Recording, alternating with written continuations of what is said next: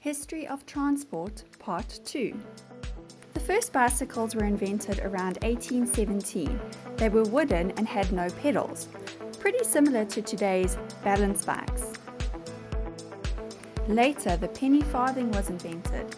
It was the first bicycle with rubber tires, a large front wheel and a small back wheel. People still ride them today. In around 1830, George Stephenson invented the steam engine. Water was boiled on a coal fire and the steam formed made the engine work. He then built a locomotive that was called Rocket.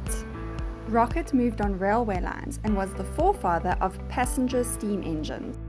In 1886, Carl Benz invented the first petrol motor car. It had 3 wheels. It took some time to convince people about how wonderful the invention was. Find out more about Bertha Benz. Henry Ford had built the first motor car that was affordable for many people to buy in 1908. It was called the Model T Ford.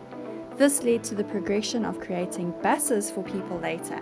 Can you imagine going to school on an open double-decker bus? As it became easier to travel, roads were developed. Thomas Telford invented the camber in the road to stop water from pooling and creating puddles in the road.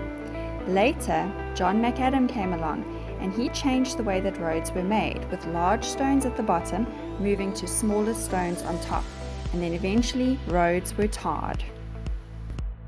The main routes in South Africa are the N1 from Cape Town to Messina, the N2 from Cape Town to Pongola, and the N3 from Johannesburg to Durban.